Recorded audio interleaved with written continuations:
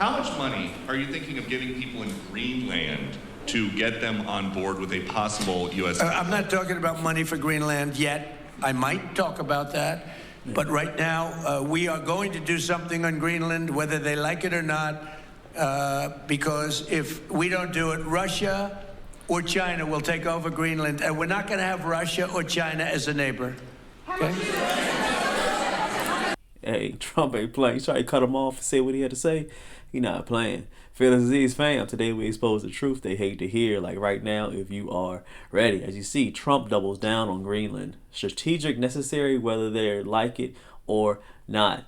He says it don't matter. It don't matter if they comply with us, if they don't comply with us. Oh, he says, we're going to do what we want to do with them. That's basically what he's saying in layman terms. Let's continue. I know they're going to ask him a few more questions, but I always like when Trump gets on here. He don't play. He's a straight shooter when he answers these questions. Let's hear him live with it. I would like to make a deal, the easy way, but if we don't do it the easy way, we're going to do it the hard way. And by the way, I'm a fan of Denmark too. I have to tell you, and they've been very nice to me. I'm a big fan, but the fact that they had a boat land there 500 years ago doesn't mean that they own the land. I'm sure we had lots of boats go there also, but we need that because if you take a look outside of Greenland right now, there are Russian destroyers, there are Chinese destroyers and bigger. There are Russian submarines all over the place. We're not going to have Russia or China occupy Greenland, and that's what they're going to do if we don't. So we're going to be doing something with Greenland, either the nice way or the more difficult way. Yeah, he's going to deal with them either the easy way or the hard way. He's not playing around with them. When he says he's going to do something, he's going to do something. He's going to do it on behalf of us, the American people. And he's talking about Denmark, and Denmark says they're not for sale. It don't matter if they're not for sale or not, or what they want to do with it. Like I said, we had boats that land over there too. You don't own anything. We can take it over when we want to. That's basically what he's saying. I'm just breaking down the words very make it legible for you so you can be able to hear and understand. Sometimes he talks in word salad, and sometimes people just hear the outside of it and not understanding the masculinity and the authority that he has when he talks. I like it. What else you got to say?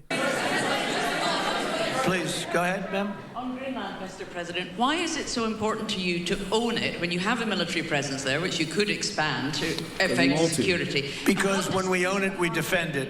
You don't defend leases the same way. You have to own it. And, with a nation, look at what happened with Obama, with that horrible deal they made with Iran. It was a short-term deal. It was like a 9-year deal.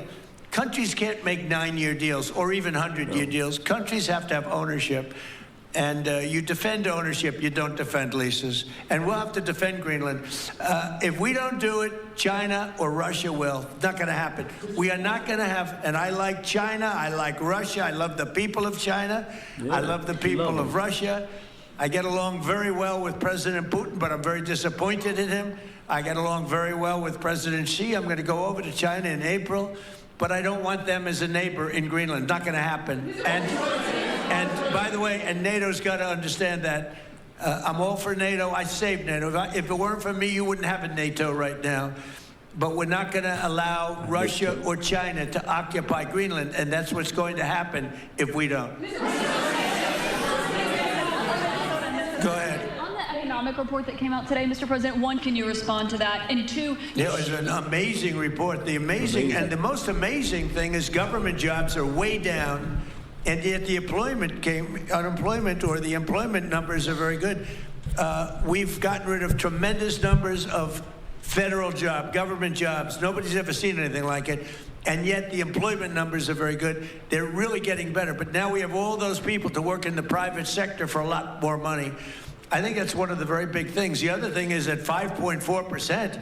And remember, this is after we had a shutdown, and that shutdown had an impact because the concept of the shutdown, even though it's before, people knew we were going to be shutting down. A lot of bad things happened. That's true. And by the way, on January 30th, you may have another shutdown. We'll see what happens.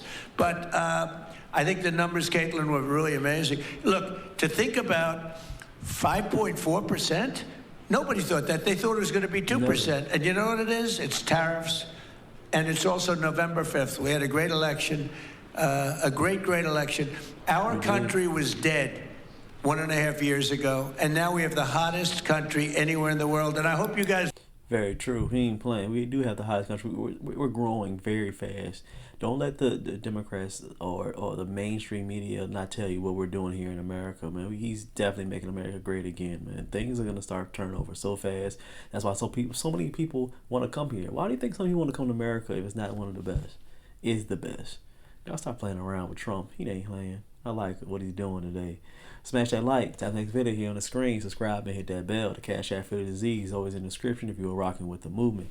We'll see you on that next one. Stay rich and stay fearless.